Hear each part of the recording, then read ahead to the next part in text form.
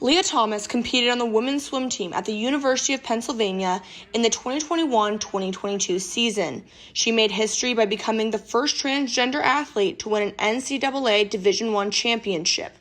This win sparked a fierce debate earlier this year over whether transgender athletes have an unfair advantage when competing. It's really heartbreaking for myself and, past, present, and future female athletes who have fought so hard to be there and will have to continue to fight to break that barrier of, biological males in female sports. And so for one athlete, they sacrificed all the women in the sport. The conversation is not meant to be transphobic. I have people that I love dearly who are transgender, and I want them to have equal opportunities, and I want them to be able to have a place in sports. But I recognize we sex segregate because after puberty, after male puberty in particular, the gap between men and women grows to about, depends on the sport and depends on the event, but, between 10 and 50%.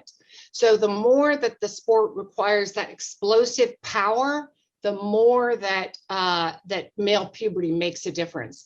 Leah shifted events to take advantage of that explosive power more into the sprints. The very best women in the world, when they are the same height and weight as the very best men, that there is still that huge 10, 12, 50% gap between men and women. Joining me now live in the studio for more on the story is Sarah Berman with Medill Reports. Sarah, you're a journalist and a former collegiate swimmer.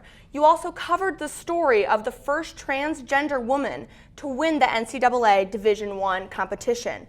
What reaction did you notice from spectators and fellow athletes? Thanks for having me, Kenzie.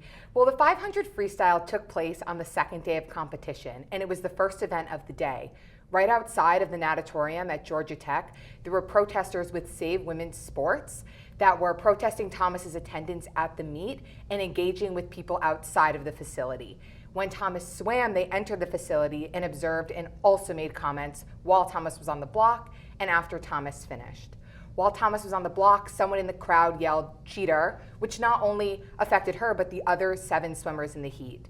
After Thomas finished, someone misgendered her and yelled, "She's a man." So what are your thoughts now about political leaders taking action against allowing transgender athletes to compete?